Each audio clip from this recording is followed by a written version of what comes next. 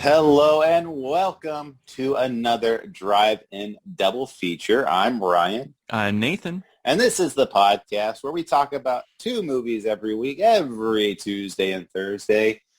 And today, Nathan, it's time for the biggest episode yet. The one we've been building up towards. It's going to be 1962's King Kong versus Godzilla, directed by Ishiro Honda. He's back to do a Godzilla movie. Hey, welcome back. Yeah, so this is probably Godzilla's most famous movie. I mean, not counting like the most recent affairs, but probably up until this time. See, at the time, where we last left off, Godzilla was kind of put away on ice, literally, and they were going to decide when to come back. They waited a whole 7 years. Came back to do this movie, and Godzilla, had some notoriety. I mean, I think he had some worldwide fame, but this movie is what made him a superstar. Yeah, I mean, pitting him against like an American icon like that, like King Kong, because King Kong's huge, it was like a movie that had been remembered forever. And then like pitting him against Godzilla, a huge character from Japan, I don't know. It's just like a big team up. It's a huge team up. I'm sure it took the world by storm at the time.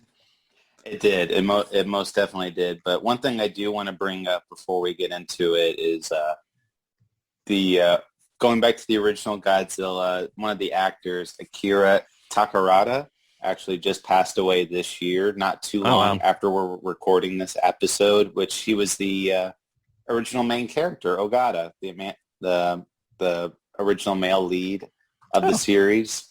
So he just passed away, one of the last surviving cast members of the movie, which I believe there's a couple left, but not very many people that originally worked on that movie are still alive. So that's sad. Very sad, but glad he had a long, fruitful life. Mm-hmm. Yeah. So where we last left off in our timeline, Nathan, was we just had Rodan come out. Ishiro Honda made that one. And in the meantime, Ishiro Honda actually made this movie called Gorath. Have you heard of that one? No. It's a movie about which one of the things that Honda said was actually his favorite movie to work on. It was about these astronauts going into outer space, except Toho made him add a giant walrus into this movie. Love it. Okay, so I think I have seen pictures of that walrus. It's really ridiculous. Imagine a guy in a rubber walrus suit like crawling on the floor. That's what it looks like.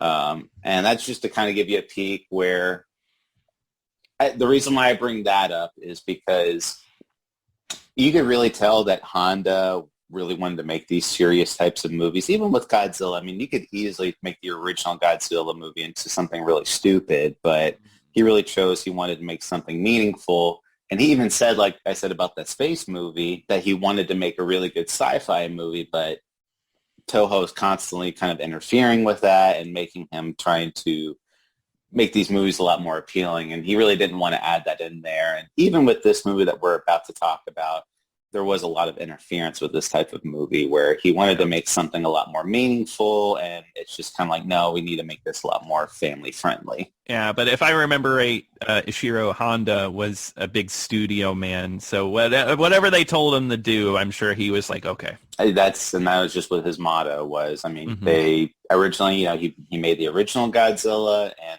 he wasn't even slated to make the sequel, Raids Again, because they wanted him to do something else, and he just said, okay, no problem. And they're like, oh, yeah, we want Godzilla to be more friendly. And he's like, yeah, all right, no problem. I'm just the director. I have zero creative input here, I guess. Yeah. Not a believer of the auteur theory, I guess. He was not about that. It was the team effort. Which, you kind of begs the question, I mean, is it just... Because, I mean, when you look at Akira Kurosawa's movies, I mean, did he just have total creative freedom to make the movies he wanted, or is he just following along what the studio wanted as well? I mean, I couldn't tell you. I would need to do more research into that, but I could see him being a studio man. But I could also see that they knew that. Well, he's considered one of the best the best director from Japan. They probably gave him enough creative control, but I mean, he had problems in his later life. Didn't he had to get funding from other countries to make his movies. Like Ran was funded partly by America, so. Maybe not. Maybe he didn't have total creative control. Right. Yeah. Well, this is an Akira Kurosawa cast. We'll go back to our Kurosawa cast. Anyway, we're just kind of setting the table, building this up because I do like adding a lot of the context to these sort of movies. So in order to do that, we need to go back to 1933, going back to the original King Kong movie. And Nathan, just real quickly, what did you think of that movie? Oh, love King Kong. No, it's got some really great, like, as far as like visual effects go, I still like can't believe what they did in 33. King Kong looks amazing. The claymation on it, the way he moves, just his face, the way he emotes, and like when he just carries her, it just looks so cool. It's such a neat movie for its time. I don't think the story is like anything incredible, but it's a classic. You know, you sit down and it's easy to enjoy. Absolutely. The special effects even hold up now. I mean, even though they are old, they still look phenomenal. They don't look dated by any means. They don't look cheesy. It looks really good in my opinion. The guy that was responsible for those effects was a man named Willis O'Brien. He did the special effects for King Kong, and he kind of trained like the next generation of special effects people. And like I said originally in the original Godzilla episode, King Kong was pretty much inspired a whole generation of filmmakers. Yeah. And you hear that a lot where people are like, King Kong inspired me to make movies. Yeah, it's really easy to see why. I mean, it really feels like an epic event when you watch it. But he did all types of other movies leading up to this, and Willis O'Brien really wasn't satisfied with a lot of the works he was doing after King Kong, and he just kind of was like, I'm going to take my career in my own hands. So he actually wrote a screenplay where King Kong would actually fight a Frankenstein, which was actually invented by the grandson of Dr. Frankenstein. And what that would have been was it would have been some type of animal that was kind of like a mismatch of like elephant, bull, looked like this really gray, like monstrous figure. So he was kind of shopping that around. And in order to do that, he got another man in named John Beck to kind of help him shop the movie around. And it was just going to be way too costly in America, and there really wasn't much interest, which is, crazy to think at the time, considering King Kong, like we said originally, back in the 50s, they re-released it, and it was one of the top grossing movies at the time. Mm-hmm. But Willis O'Brien was really he didn't want to cut any expense with special effects, and those are way too timely and costly. But anyway, John Beck went to Toho and actually pitched this idea to them. And Toho did show some interest, but they didn't have any interest in the Frankenstein monster, and they wanted just King Kong. John Beck actually cut Willis O'Brien out of the movie entirely. Yeah. Wasn't that guy Willis O'Brien? He's like screwed over his entire life, right? Like he just, Hollywood really had it out for him for a good chunk of his career. Yeah, so he's, if you read about Willis O'Brien, he pretty much like his whole family had died at that point. Like he's lost his son and wife and everything, and he just had a really difficult life. In fact, unfortunately, he actually died the same year that the movie came out, and a lot of people attribute that to the stress of having to look for his next job and this whole deal just kind of falling through. So he was completely cut out. He was completely just cut out from it, but his legacy lives on, and, people are still inspired by King Kong today. But, like I said, John Beck went to Toho. Toho bought the screenplay, and in order to make it happen, though, they had to go buy the distribution rights from King Kong from RKO. Yeah. Wasn't it extremely expensive to get all of this? Yeah, so Toho sunk a lot of money into this movie. Pretty much they were like, this is going to be our biggest budget movie we could possibly do, because like we said, again, Godzilla Raids Again, it was very cheaply made and very fast, and this one they actually just thought, like, we're going to put as much money into this as we can, and they decided to cut Frankenstein out of this moment, and they wanted Kong to fight one of their monsters because it was Toho's 30th anniversary at the time. So get one of their highest grossing monsters ever, which was Godzilla. Yeah. Awesome. And then it was made, history was made. Well, so like I said, I mean, Tsuburaya, the special effects guy for Godzilla, this was like a dream project for him because he was inspired by King Kong. I mean, this was like the whole monster scenes and things like that were all directly inspired from King Kong. So it was his opportunity to actually make it that way. And King Kong, of course, got top billing for this movie. And because he was the most popular monster, Honda was kind of wanting this to be kind of like an East meets West type of thing where he wanted it to be like USA versus Japan and make it super political. But Tsuburaya and the studio was like, no, we need to make this a little more family friendly. We want to make this a lot more appealing. And that's the side that ended up winning out at the time. So this is the movie that we got. Yeah, I mean, that's okay. But anyway, let's just dig right in. We'll start digging right into it, Nathan. So what did you think of this movie? It was good. It was fun. It was really fun. Probably the best Toho monster movie we've watched since the original Godzilla, I would say. And I can tell you the main reason is I actually enjoyed the cast in this one, in the Japanese version. It takes more of a comical approach. It is more comedy than it is drama. And I kind of appreciated that. I don't know. I enjoyed it. I had a good time hanging out with these characters being a little more silly. What about you?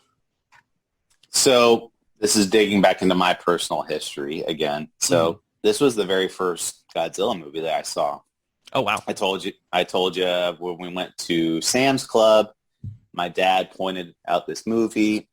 And again, like I just, I knew what King Kong was. I knew what Godzilla was, but I didn't realize that they actually fought. And I was like, oh, well, let me check this out. And I watched it and fell in love with Godzilla as a whole. But Nathan, this is going to may shock you, but this is one of the movies that I've actually seen the least of. Really? Holy crap. And you want to know why that was, Nathan? Why? Because I was so upset that Godzilla lost the fight. Really? I was so mad. I didn't like Kong. I didn't watch the original King Kong movie until probably like 15 years ago at this point. So, and even though even leading up to it, I didn't like King Kong so much because of what he did to Godzilla. I feel like Godzilla is like the big instigator here. But as a kid, it's like Godzilla is so iconic, right? I wanted him to win. I mean, it's like seeing your favorite hero getting beaten up. I mean, you don't want to see it. I mean, I get it. It's one of your favorite characters just getting beaten up and then losing. So as a kid, you really have a real personal attachment to those characters. So there was a lot.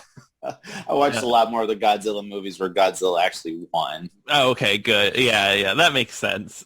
That's really funny because just to give it away, it is very definitive.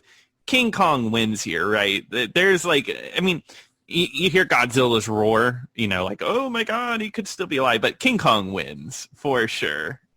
Yeah, and they actually retconned that a little bit because in earlier books, they did say that King Kong is the definitive winner in this fight. But since then, if you read official text now, it actually kind of makes it a lot more ambiguous, like, oh, it was a draw or whatever. And I mean, even at the end, it's not like Kong, killed Godzilla or anything like that. It's just kind of like they both tumbled and King Kong was the only one that left standing and you don't really know what happened to Godzilla. So. Exactly, yeah. King Kong's the one that's walking back and they're like, oh, King Kong is heading home. Let's just let him go back. But yeah, it was a fun time. And, one thing I do like a lot about going back and doing this series now. So the English version is the only version that I had seen in this movie for the longest time. In fact, this Criterion set that came out about 3 years ago, this is the first and only time that the Japanese version of King Kong versus Godzilla has ever been released in Really? America. Wow, that's crazy. And which is weird too, because so when when I was going through the disc, it's not paired up with Godzilla versus King Kong and the on the original disc. I was just digging through, and I'm like, why is it? And it's there, but it's dug in on like the final disc, on like the special features disc. That's so weird. Why would they do that? It must be like some kind of legal or rights thing. I don't know, because that sucks, because the English version, where I actually don't think it's bad, it has its No. charm, but the Japanese one, I think it's just leagues better. I mean, it's just a better movie overall. Yeah, and it sucks that we don't get to see that. You never really got to see that one. no, and I'm glad I get to see the Japanese one. I think it is the better movie. I don't think the English version's terrible though. It's just, No. but it's just a lot more. You feel for the characters a lot more in the Japanese one. I mean, the English one pretty much decided we're just cutting out all the human parts and we're just going to replace it with boring newscasts. Why they really love doing that in American versions, I don't know. Yeah, and it's like 30 minutes of the movie is newscast, some guy talking, explaining, like being like, oh my God, there's a giant dinosaur alive. The dinosaur book returns from Godzilla Raids Again because a dinosaur expert shows up and he's like, oh, this is the dinosaur, right on news, pointing at like a children's picture book of dinosaurs. Yeah, it's so like, all right, so like this one actually picks up right where it left off in Raids Again in terms of the Japanese movie, because Godzilla's frozen in ice. And he gets released from his icy tomb. Yeah. I actually really appreciated that. I thought that was awesome, because I thought it was just going to be like, Raids Again, where it's just like, oh, Godzilla's back. But no, it's right where it left off. I appreciate that. But in the English version, they really do something that was a little weird, where they decided to pretend like this is the first time they've ever seen Godzilla, but at the same time, because so in the newscast they say like, oh, prehistoric dinosaurs exist and this is proof. But when Godzilla comes out of the icy tomb, the pilots are like, Godzilla, there he is. Like they know who he is. So they couldn't make up their mind if they actually knew who Godzilla was or not. What I found funny, the difference between the English and the Japanese version. So all the Japanese parts are dubbed, of course, for the American version. But when they speak English in the Japanese version, those are subtitled. They didn't dub those. I just thought that was a weird cultural thing. Because like for us, it's like, no, I'm not reading subtitles. Over there, it was like, who cares? Let's just put subtitles on it. I know. I guess to them it really wasn't a big deal, but like we've kind of gone over that subtitled movies really just didn't do as well commercially when it came to dub movies. So. And I guess there's more Japanese dialogue in it than English dialogue. So like it would be a whole subtitled movie versus like maybe 5 minutes of subtitle of like dubbing. Right. Yeah. But no, I really like how it starts like that.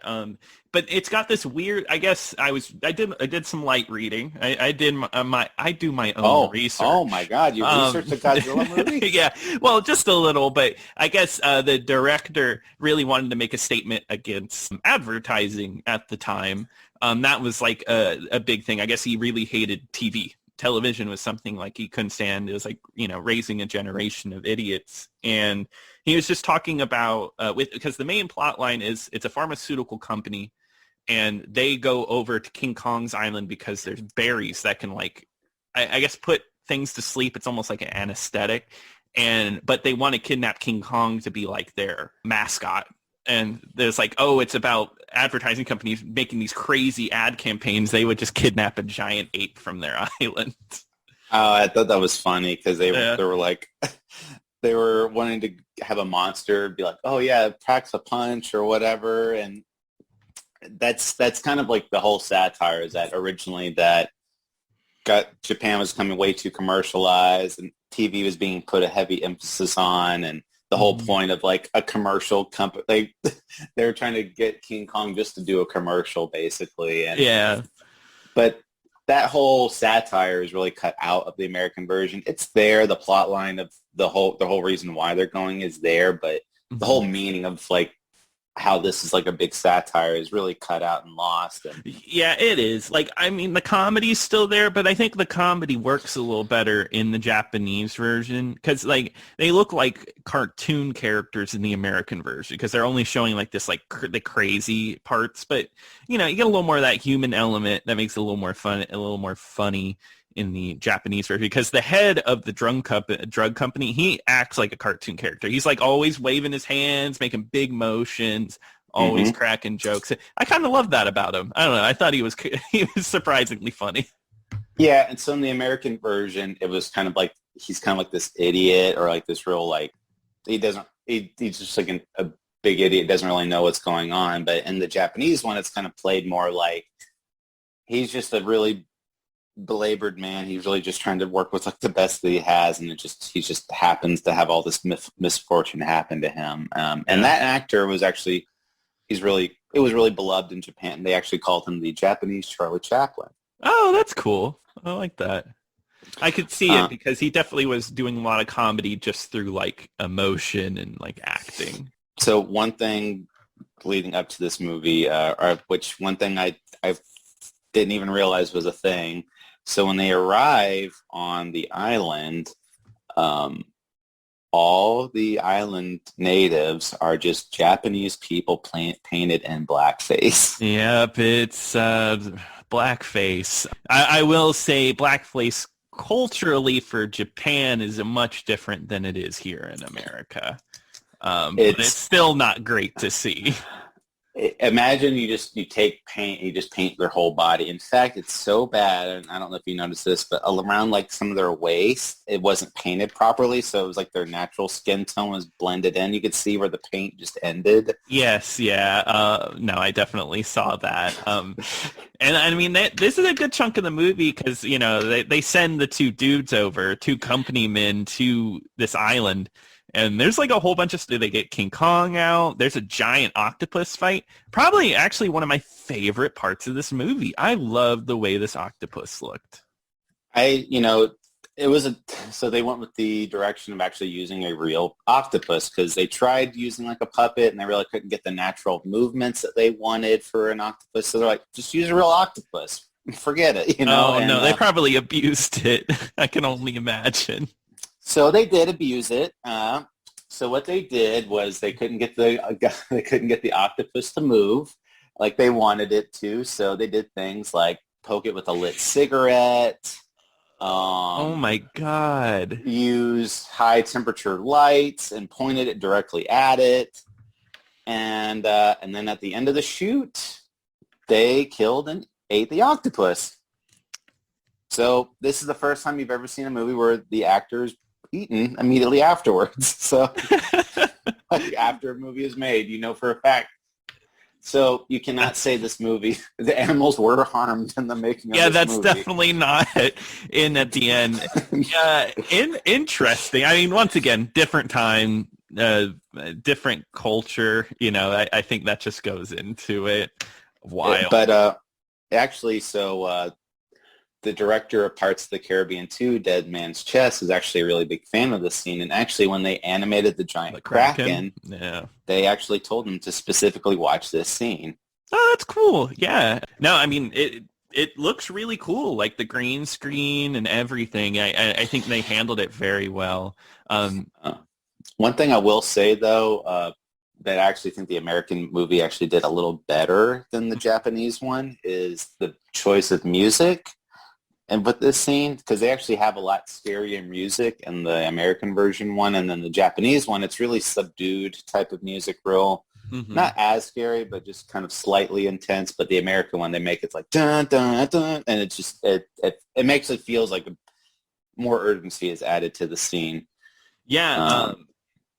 So I feel like we haven't touched as much on music through Godzilla, but like this, I was reading, this is the first time, I think it's called Godzilla's March shows up, and that is so good. That theme is like incredible, and it's its first appearance in one of these movies. I've heard it because it's been sampled like in rap songs, sampled everywhere, and hearing it for the first time here, it's just like iconic. Yeah, it's so good. And And there's no mistake. So originally, the original composer was not a part of Raids Again.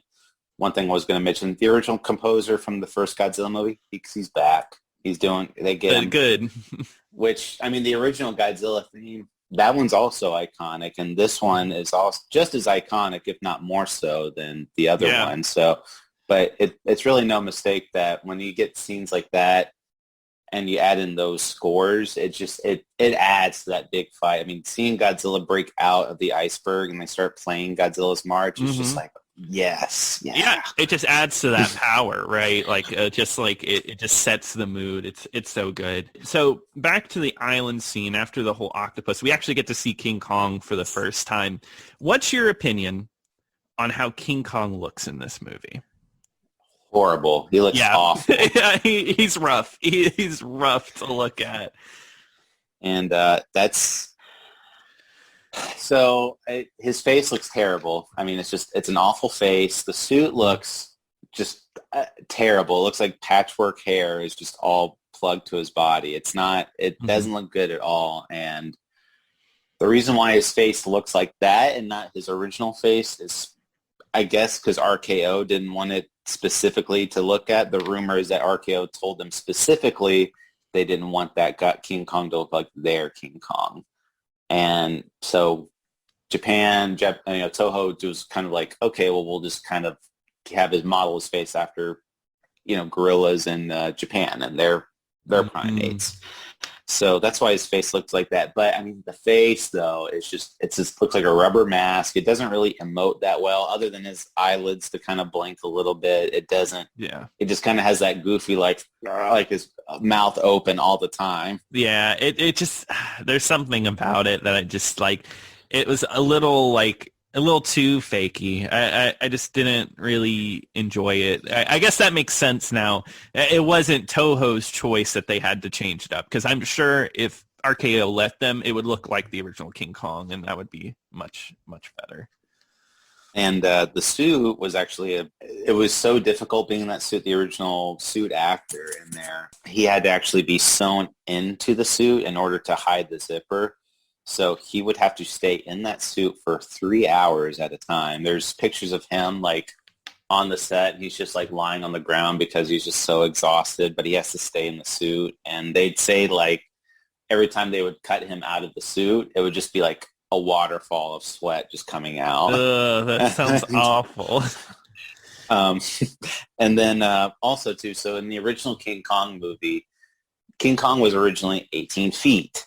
Mm-hmm. And in this one, they had to bump his height up dramatically, and he's up to 146 feet. Yeah, dude's just as big as Godzilla, which in real life is not how it actually, or not real life, like this crap takes place in real life. This is not real life? I'm sorry, Ryan, it's not real life.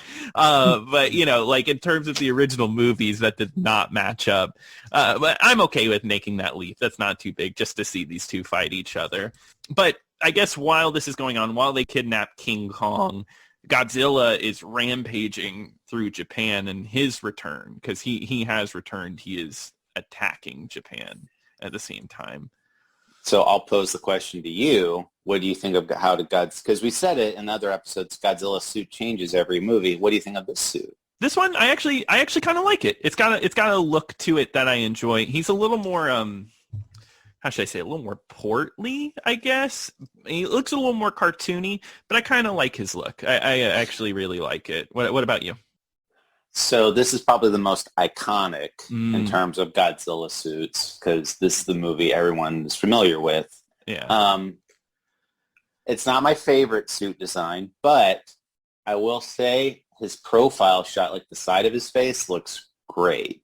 Yeah. Now, when you see Godzilla head on, like straight faced, it looks kind of rough.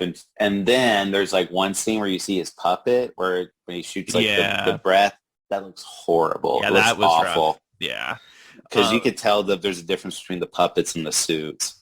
Yeah. Oh, yeah, you can definitely tell. So I will say Godzilla does act a little more animated in this. And I was reading that the director, he was... Later on, he would be very upset that they made his very serious Godzilla character into more of a cartoon character, more kid friendly, you should say. Well, see, that was a criticism that Honda had. So Mm-hmm. they wanted Godzilla to be a lot more human-like. They wanted him to, when he was having the fight scene with Kong, that start doing like more human movements. And Honda just hated that because he just said, Godzilla is supposed to be this mythical beast. He's not supposed to have any human elements to him or anything like that. So it just was kind of like really heartbreaking to see like something that he had just built up for the last, back in the 50s, and he poured so much into to just be kind of like, oh, well, now he's just a dumb monster. Yeah, exactly. I'm sure that's sad, especially with the impact of the original being such a like dead serious. Speaking of the original, I was correct on this. So the doctor that wears an eye patch in the first Godzilla, he returns in kind of a smaller role, and I was like, is that him? Is he coming? Yeah, they just rehired an actor to play another scientist. And he was also in Rodan too. Yes, yeah, he was in Rodan. He was. They just imagine these guys all coming back. In fact, one of the male protagonist in this movie was also the protagonist in Rodan. So they just recycle the same guys, which, I mean, now, like when you think about it, how continuity works in movies, especially like the MCU, and how they like try so hard to get the same actors in these roles. Like imagine if you just saw like Robert Downey Jr. pop up in a Marvel movie, but he's playing somebody else entirely. Like people would be outraged. Yeah, people would be so mad. Yeah, you could not get away with that nowadays. These movies are so old that you might forget who is in them because there's no home video. You don't get to watch these movies at home. MCU, people are watching those every day. Like the movie comes out straight to DVD and they're watching them over and over again until the new one comes out. At the time, maybe they were playing more on like, they don't know. And these movies aren't available to like they are. And, like we said, the only way people were able to see these movies again is if they got re-released or hope or pray that it was played on TV. Yeah, exactly. Eventually, when they're on the island, they finally do get King Kong subdued due to the berries, and they're playing the tribal music. They're chanting to kind of put Kong to sleep, which that one, like when they started playing that, I had that was like, I remember, oh yeah, I remember this now, like how they chanted. They don't explain how they get Kong onto this boat. How two guys just get him onto a raft. Just kind of cuts to that, right? Yeah, he's like tied down, right? Yeah, he's tied down. Yeah. He's put on a raft. They don't explain how they did or how they got Kong knocked out long enough to put him on said raft. I guess that was already built. Maybe, I don't know. Yeah. And then the government ends up interfering and it's like, hey, you got to send Kong back. Which is the only sensible thing said in this movie. Very true, yeah. But of course, the leading guy of the advertising company is like, no, what are you saying? But they almost turn to just murdering Kong. They don't return him. They just like plan on blowing him up with dynamite, which I think is really awful. I kind of understand it, but I mean, like, it's funny because the pharmaceutical guy is just like, no, we have to bring him back alive. And this guy cares more about his company than he cares about the safety and lives of the people of Japan. So yeah, as Japan's being ravaged by Godzilla, they're in fear of Godzilla attacking. But that scene was actually, I like that scene because they actually built, for this movie specifically, they actually built a giant pool on the Toho filming lot, and that's where they filmed this scene, and they actually blew up the raft at one point with the Kong suit, which I don't know if they actually blew up the suit or not. Oh, wow. They did blow up a raft in that movie, and that Toho swimming pool set was actually used all the way up to 2004 when they finally demolished it. So. Holy crap, that's awesome. So they got their mileage out of that. Yeah, they really did. And it looks good. I mean, I guess, dumb me, I didn't even realize it was a set watching it. And I just was like, oh, yeah, this looks really good to me. So they went out to the ocean.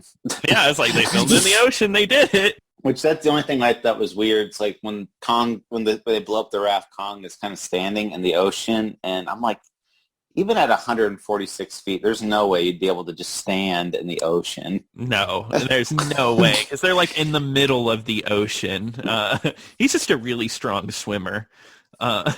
He's just kicking his little Kong legs as fast as he can. Yeah, keeping him afloat.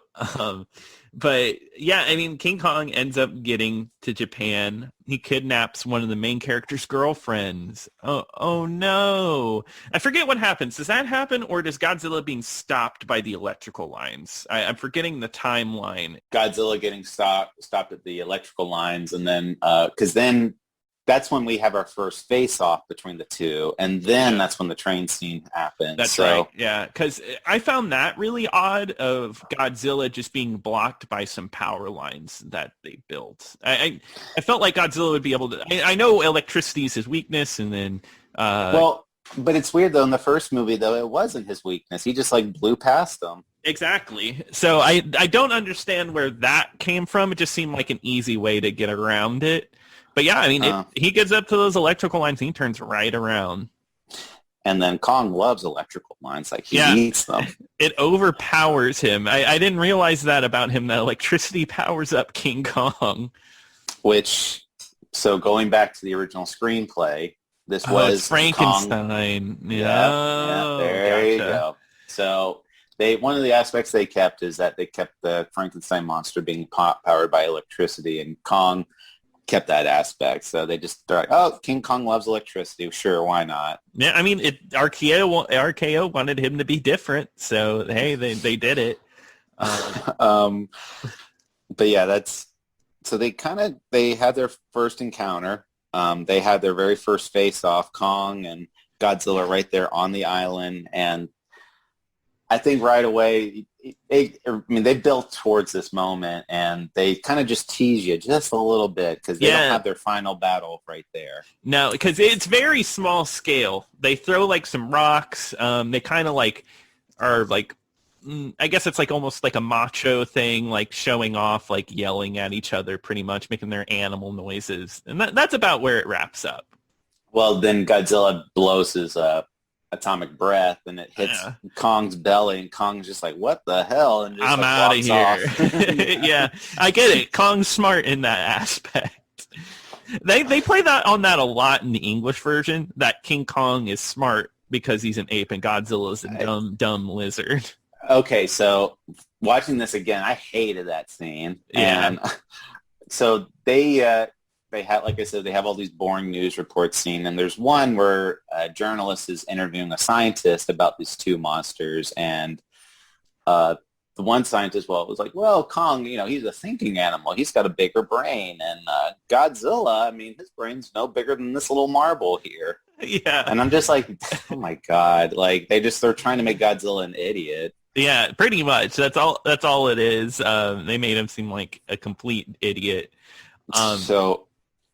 One thing I want to add about that scene, Nathan. So the scientist in that one, he kept saying reptile or reptile. Yeah, he said reptile really weird. Do you know who that actor is? No. Did you recognize him? I did not. He was actually in one of the movies that we covered, Nathan.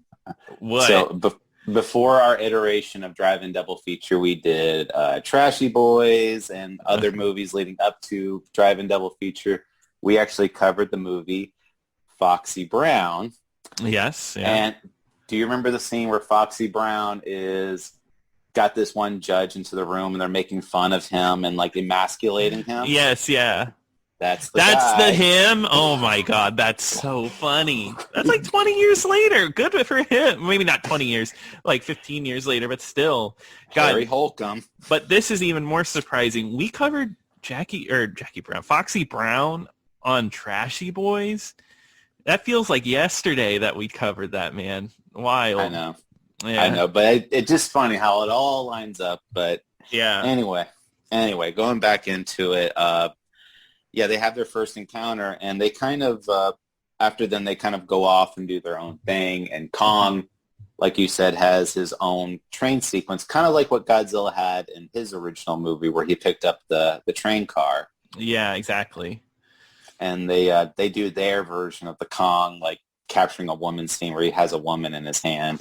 Yeah, they do that, and then they come up with the idea to play the tribal music from the island because it puts him to sleep along with the pharmaceutical berries. So they end up putting him to sleep. So that whole scene was weird to me. I was like, one, like they just grab the berries and the military's totally okay with using their torpedoes to shoot their berries. And also too, the guy just happened to have a pair of drums to do this scene. And thirdly,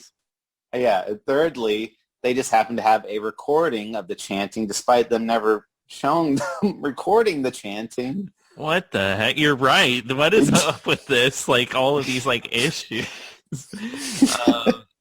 Interesting. I thought it was a pretty cool scene, but you're right. There's like a lot of like weird like it jumps in logic there. Like even the fact that they have a bomb filled with like this pharmaceutical berry. How did they make that so fast? Because it's like they come up with this idea very fast. They do. It's just very on the fly, and they make it happen within minutes. So like I said, Kong does the scene where he gets the train car and he takes the woman and he drops the train car. And this is probably like the most violent scene in the movie technically because, it's just kind of funny. They frame Kong as the hero of this movie. Mm-hmm. And he's probably the one that kills the most humans in this movie, I think. I agree, yeah. Godzilla actually kind of gets stopped in his tracks, at points before he can kill anybody. King Kong actually does some damage. Well, since we're talking about that, what do you think the body count is for this movie, Nathan? It's probably a lot lower, right? Probably somewhere like 49, right? Well, it's 61. 61? Okay, yeah. Still a little bit lower. Right. Still a little lower, but all those three people in the train car and the people in the military scene, that was the most people getting killed. So, But yeah, it's they're building up to this event. That supposedly too, RKO demanded that there was the damsel in distress scene. Apparently, they were like, "That's Kong's thing. It has to be in this movie." So they had to dictate what he looked like. So weird. What the hell is wrong with them? Yeah, no, and this leads up to some of my favorite imagery in this movie.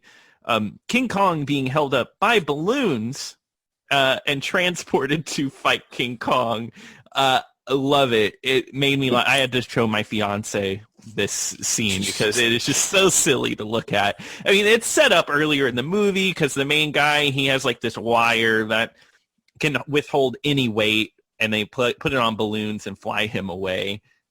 It's just so silly, man. It's so ridiculous. They explain the wires, like you said, but they don't explain the balloons, how the balloons are able to support this giant gorilla's weight at all. No, yeah. So they don't explain that. They don't explain how he got there. They get the helicopters to kind of direct him there, but they're kind of like, we got to get Kong over to Godzilla. We got to get these two to fight because one of them's got to fall. And like I said, they just assume Kong's going to do the right thing despite, otherwise. So they're wanting this big fight to happen. And it's kind of like, it's kind of funny. Like they're all taking like bets on like, who's going to win. And yeah. And they keep saying like, and then when they actually do fight, they're like, oh, hit him, like hit him again. And, so then this is kind of like the whole big main event. They drop Kong. Kong starts waking up, and Godzilla is kind of like at a deserted mountain. Mm-hmm. And they drop Kong, and this is probably the scene that I laughed the hardest in. I love it, yeah. When Kong is sliding down this hill, he runs into Godzilla, and they're both just like, it's these little action figures are like rolling down falling, the hill. Yeah. Something about the way it's shot too is so funny because like it just shows like Godzilla and King Kong coming down feet first and just ramming into him as he's falling down the mountain. It's so funny to see these two monsters just literally tumble like they're clumsy as hell down this mountain. Which is funny because when Kong gets up, he lands butt first on the gravel. So when he gets up, there's like a real quick imagery, like he rubs his butt, like ow, like love it, like a gorilla should. I get it. Yeah. I love the fight scenes here. Probably some of the best fighting stuff that we've seen it's just really cool. I don't know, just Godzilla at first, he is whipping King Kong, like absolutely destroying him. Like there's some crazy imagery of King Kong on the ground as Godzilla slams him in the head with his tail. Like, oh my God. It's a really good scene, and there's Yeah. so many just like you don't realize. I mean, it looks cheesy. I mean, now of course, but I mean, like just hearing the stories about how how they shot a lot of these scenes. Like, there's one scene where King Kong actually like does a judo flip to Godzilla. Hmm. There's that suit is not empty. The suit actor was in the suit when they flipped him. He really just went like, and because Nakajima, the original Godzilla suit actor, he was a trained judo expert too. Oh, So that's awesome. so he knows how to do a judo flip. That's cool. Yeah, I mean, there's some really cool stuff in here. Like you said, it probably looks bad now, especially King Kong's suit isn't very good looking. But just like seeing the stuff that they pull off in these suits is really cool.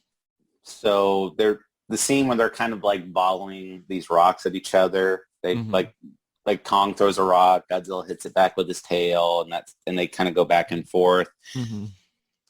That was kind of like, even like the crew was like, this scene's kind of stupid. Like, supposedly like Honda hated shooting that scene, and even the crew was like, this is dumb. Yeah, Like, it is pretty dumb. and but that's the scene that was demanded of them, so they had to do what they had to do. And Exactly. Yeah. um They but destroy a pagoda, of course. I was about to say, there goes the castle again. Yeah, yeah. It goes down. Yeah, I mean, it has a stage where King Kong, you think it's all over. You think King Kong's gonna lose, and he gets struck by random lightning, and he gets super powered up from Let's it. see, that's one of the scenes I got upset at when I was a kid, just because it Yeah. was just like Kong. It's like he lost, and then he had to cheat and use lightning.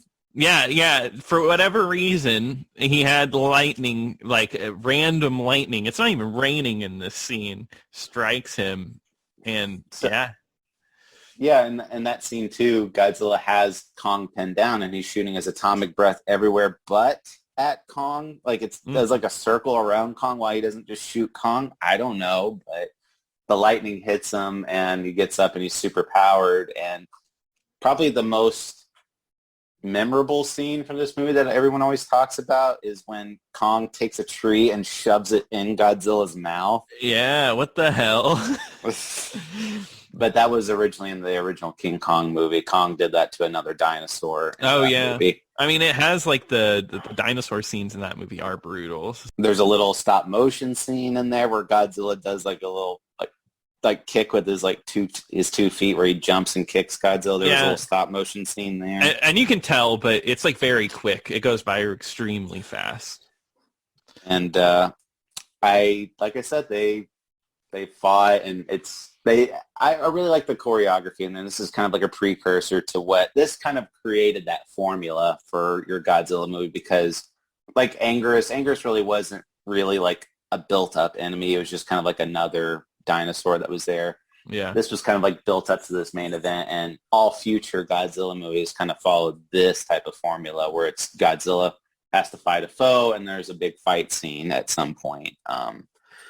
And then at the end of the movie, they break up the castle, and then they tumble into the sea. Supposedly in that scene too, Nakajima, the Godzilla actor, hit his head and almost drowned while he was in the Godzilla suit. God. And they had to cut him out of the suit, and CPR actually had to be administered to him because he thought he died on set. Oh, that's horrifying. So it is not safe being in that Godzilla suit. I cannot stress that enough. That's all I've learned from all of this. I can't believe he's stuck around. I guess it's a steady paycheck. It pays, but God. And then at the end of the movie, Kong is the only one to rise out of the water and start swimming back to his island. And the Godzilla, we don't see him. Everyone's like, what happened to him? Did he die? We don't know. And at the end, it's you hear Kong's roar and you hear Godzilla's roar. and that's the end of the movie. And it's Yeah. just kind of left ambiguous of Godzilla's fate, but it's kind of showing that like Kong was at least survived it, and he's going back to his little island. Yeah. And then does King Kong ever show up again in a Godzilla movie? Well, other than the brand new one. No, not an official Godzilla movie. Toho does use Kong again in another Okay. movie where he has his own standalone movie, but he does not ever face Godzilla again until much later. And so officially, like I said, Kong won in that, and there was a massive debate about this movie. I cannot stress how much, like, just the fandom of Godzilla alone, how much this debate's been going on about these two, and like who's the favored one, and how it was retconned into that it was a draw and there wasn't a definitive winner. Interesting. So what I said earlier was pretty controversial then, where I was like, yeah, King Kong definitely won this. I mean, it's, in my opinion, he wins. I mean, it's just Yeah. kind of like they wanted Kong to be kind of like he was kind of built up to be the hero of this movie despite him killing all those people, but it was pretty clear that they wanted Kong to be like the main guy in this movie. And because they probably spent a bunch of money on him, so they wanted to get their money's worth. And probably too, RKO was like, you cannot show King Kong dying in a movie or something. Yeah. But there was a long rumor for years, and I remember doing this when I was a kid. There was a rumored version of this movie because, like I said, the English version was the only thing available to people at the time. Yeah. And there was a time where everyone said that in the Japanese version, Godzilla wins. Like there was an actual filmed scene where Godzilla definitively wins. Like they filmed like two different versions of the movie. Like one for the American one where Kong wins, and one of the Japanese one where Godzilla wins. Gotcha. Okay. And that was a long rumor time. And it was even published in a book. Like there was an actual a kaiju book where it actually said that Godzilla wins in the Japanese version. Just spreading lies. Well, I guess people didn't know because the Japanese version just was hard to get a hold of. It was. And I even remember like when YouTube started becoming a thing, I remember going on YouTube and typing like Godzilla Japanese version, Godzilla wins, and not seeing anything. Yeah, you were a huge part of that, huh? You were real upset. I wanted Godzilla to win so bad. Well, don't worry. I think he wins a lot more after this one. Yes, we're getting there. But Yeah. So just some minor things like as we're wrapping up. This was the most attended Godzilla movie of all time, and it's one of the highest grossing, in terms of inflation, one of the most attended Japanese movies ever. Wow. And it was no slouch in America. It made $10 million in America. That's great for that time, yeah. Yeah. So this movie made Godzilla a star in America. Yeah. Oh, and it's the first time Godzilla was in color too, right? I'm sure that was a big deal as well. Absolutely. It was filmed in Toho Scope, which is their response to Cinescope. Nice. Legends. And and one too with the suit design of Godzilla too. They in order for it to be colored, they got rid of they made him a lot more reptile features. They got rid of Godzilla's ears, like I told you about. They got rid of Godzilla ears. They made his claws a lot more longer. They made all these really interesting changes because they wanted him to look a lot more dynamic in color. Yeah. Some other things. So I don't know if you noticed when we were watching the Japanese one, there's some scenes where the quality in this movie drops a lot. I noticed that, yeah. So the reason why is because there was this festival. They kind of take like the best scenes of kaiju movies or whatever in Japan, and they kind of put them in there so kids can go see them, like the best of stuff. Mm-hmm. And this happened in the 70s. So Honda, when he was making it for that festival, took the original negative of the movie and then just eliminated 20 minutes of it. Was that a mistake, or did he mean to do that? I don't know if it was a mistake, but he took the negative, and like the highest quality version of this movie, he just destroyed it. Holy. So that's why the quality drops, because they had to get a lesser quality print of the movie. That sucks. That's really sad. I guess maybe back then film preservation wasn't as big, but that's weird that its own director is like, yeah, I'll just get rid of this. There's other really goofy stuff we could talk about, like in the English version, that you can see, like, and like when they try to say like Hokkaido, Japan, they say Hokkaido. Of course they do. They add a syllable. I'm sure it misspells names in the credits again. So Ishirio Honda becomes Inchirio Honda. Why they like Incheon? What? I don't know. But there's just other stuff like that. There's a really funny scene that actually made me laugh. Was the newscaster is actually interviewing like a newscaster in Japan, and he says, so how does this look for Tokyo with Godzilla attacking? And he just goes, not good. I love that. Oh man, so there's really goofy stuff like that. Don't they have really like a part that doesn't even matter where like a dude from South America talks about like about an earthquake, and it never goes anywhere. It literally doesn't do anything. It's his only scene. I think it's Chile, maybe Chile. Yeah, I think Chile. Like yeah, they're just like, let's go to this guy, and he's just like, yes, there's an earthquake caused by this, and then okay, like they don't mention anything about Chile at all, and I don't know. There's really dumb scenes like that, and then especially like they make the movie way more comedic with the dialogue, like the two main protagonists, like when they're on Kong's Island, one guy's like, oh, my corns are hurting me. Like he says it probably like 10 times talking about his corns. Yeah, for whatever reason. I actually watched the English dub first and went back to the Japanese version.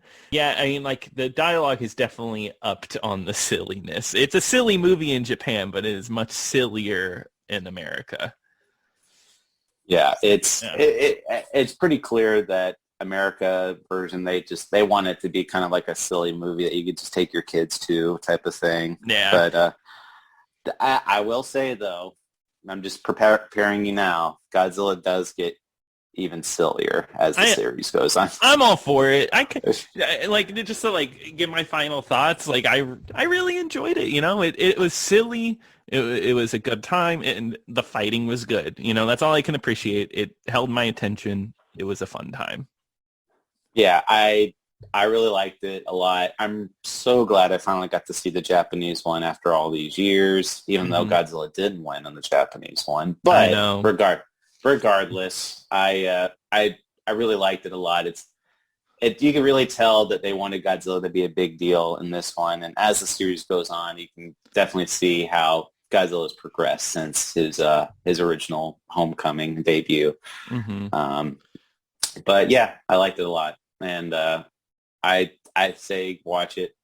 Why not? No, I say give it a shot. Even if you haven't watched the other ones, I think it's also pretty good just to watch by itself. I know we're jumping ahead. What's up next? What's next in the timeline? So next in the timeline, we're going to start preparing for it, and it's going to be the introduction of probably one of Godzilla's most famous ally/enemy, Mothra. Ooh, I'm excited. I'm excited for Mothra. She is a very popular character. She had her own film series, so we're going to be talking about that one very soon. Nice. But we're going to close the book on that with this final question that I'm going to ask you, Nathan. Who do you like better, King Kong or Godzilla? You're really asking me this. I'm asking you this. I have to think about it. It's weird, right? I really like Godzilla. I like his style. I like his powers. He's also very scary. I haven't gotten to the lovable part of him yet, I don't think. You know what I mean? Like, I haven't gotten to the later series where he becomes a little more lovable. Because Godzilla, what I like about King Kong is that he does, because he's an ape, he does have those emotions. You really feel those emotions from him. Maybe not so much in this one, but it's hard to say. I have to watch more Godzilla. Inconclusive. I'm not going to give you a real answer. You're giving me that political answer. Yes, very political. I want to see more Godzilla before I make that choice because I know Godzilla, right, the way he progresses, it's definitely changing. All right, remind me in the next 10 movies. I'll ask you again. Sounds good. And then, of course, we got the original encounter the later encounter from 2021, mm-hmm, which maybe we will talk about that at some point. But yeah, maybe one day, yeah. Maybe, but that one's a lot more a different affair, and we'll have to get into that one. Anyway, we're going really long on this one, but having a good time. It might be our longest episode, but that's okay. I'm having fun. Having a good time. We're having fun. Anyway, Nathan, we're going to close the book on Toho right now for this chapter. So, Nathan, what are we going to be talking about next time? Oh, well, we're going to be talking about another giant animal. We're talking about Grizzly from 1976. And that's available on Tubi. Yeah. Love a good bear story. Mm-hmm. They should make a giant bear movie, a giant kaiju bear. But anyway. I bet you it's a thing. But anyway, if you have any memories of the movie Grizzly, or if you've been attacked by a grizzly bear, or if you have any thoughts and opinions about King Kong versus Godzilla, please email us at drivein-doubleFeaturePodcast@gmail.com. And don't forget to follow us on Twitter at DIDFpod. And until next time.